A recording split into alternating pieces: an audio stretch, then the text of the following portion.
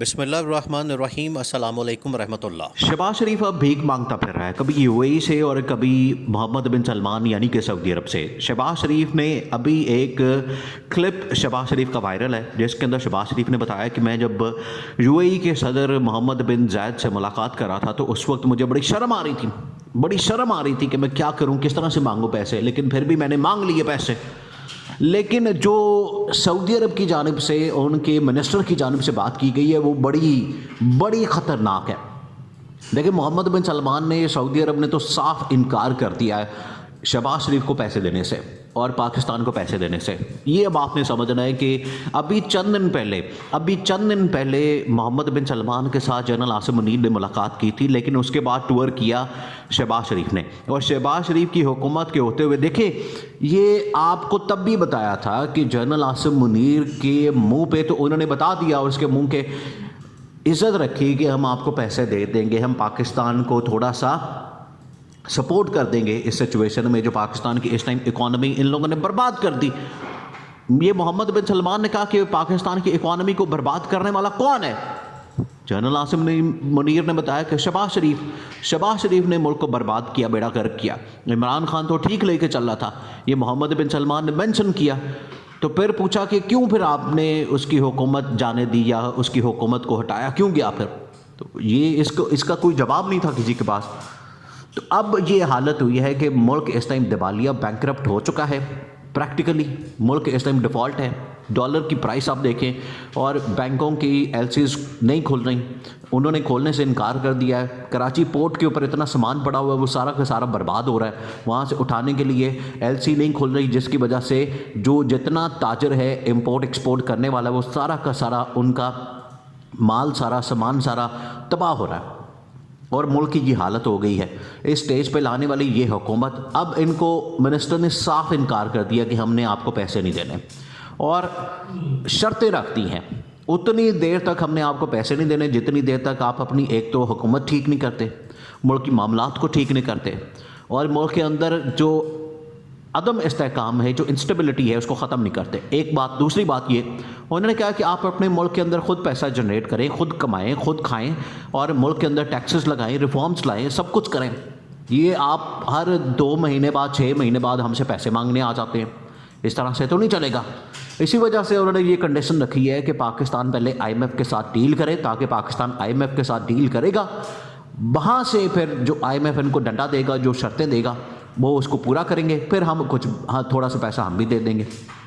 محمد بن سلمان نے تو ٹرک کی بتی کے پیچھے لگا دیا اس حکومت کو کہ ہم ایک فیزیبلٹی بنائیں گے، سوچیں گے، 6 مہینے بعد آپ کے اوپر کوئی انویسٹمنٹ کو تھوڑا پیسہ کریں گے، اتنی دیر تک ویسی اس حکومت نے چلے جانا ہے۔ اور یہی وہ چاہتے ہیں کہ یہ حکومت جائے، جان چھوڑے پاکستان کی، جس نے پاکستان کو یہاں تک پہنچایا، جس نے پاکستان کا بیڑا غرق کیا۔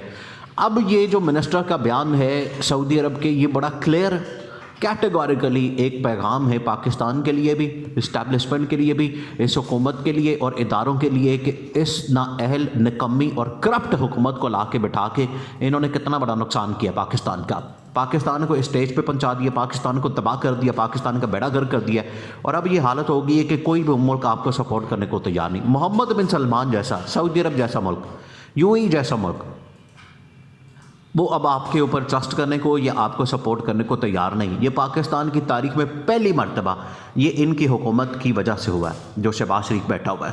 شہباز شریف کا کلپ وائرل ہے، اس کے اندر شہباز شریف خود کہہ رہا ہے بیکاری، یہ جب اس سے پہلے عدم اعتماد لانچ کی گئی عمران خان کے خلاف، اس وقت یہ بڑا مشہور جملہ بولا تھا شہباز شریف نے کہ بیگرز کانٹ بی چوزرز، وہی والا اب سامنے آیا، وہی والا جملہ کہ بیکاری بن کے اب آپ دنیا میں پھریں گے تو اب آپ کی کوئی چوائس نہیں ہے، آپ پھر فیصلہ نہیں کر سکتے، بیکاری کوئی فیصلہ نہیں کر سکتا، بیکاری صرف بھیک ہی مانگتا ہے۔ اور یہی ہوا جب یو اے ای کے صدر کے سامنے ملاقات کی تو شہباز شریف نے کہا کہ میں نے شرم کرتے ہوئے، شرم سے پیسے مانگ لیے، میں بیکاری بن گیا، لیکن مجھے وہاں سے ابھی تک پیسے کی کوئی گارنٹی یا شورٹی نہیں ملی۔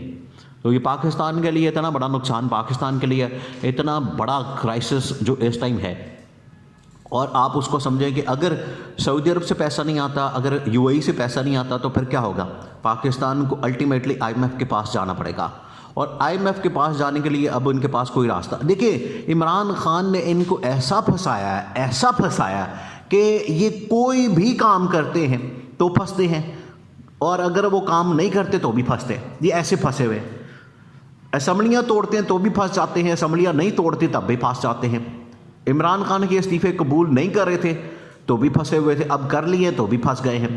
اب حلقے خالی ہو گئے, اس کے اندر یہ الیکشن میں جا نہیں رہے, اپنی کینڈیڈیٹ اتار نہیں رہے. رانا ثناءاللہ ڈر گیا. رانا ثناءاللہ نے ایک انٹرویو میں کہا کہ ہم کیسے چلے جائیں, اب ہم نے الیکشن لڑنا ہی نہیں عمران خان کے خلاف, تو عمران خان اکیلا ہی لڑے.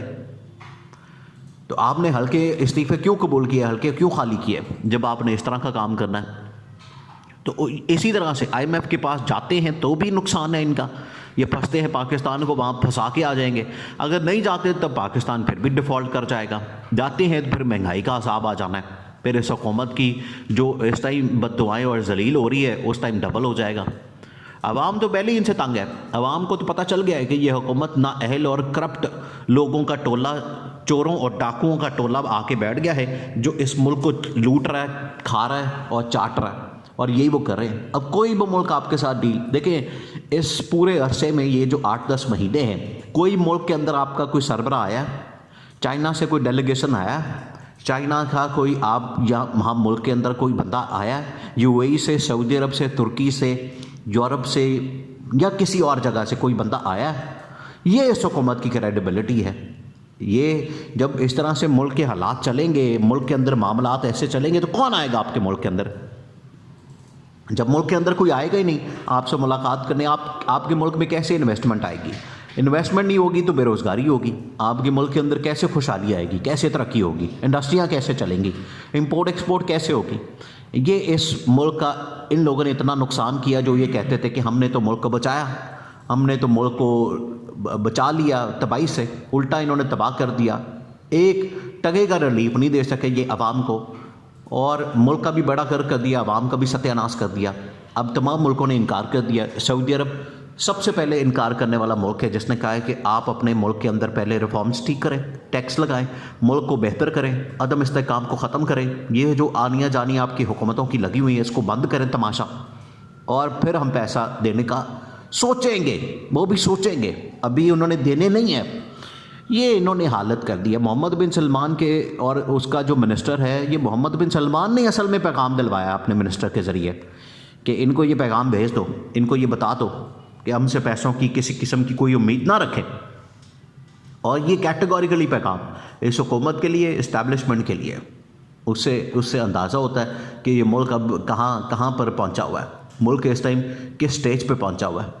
نہ فارن پالیسی ہے, نہ فائنینشیل پالیسی ہے, اور نہ اس حکومت کے پاس کوئی ایسی پالیسی ہے جو کرائسس سے نکال سکے.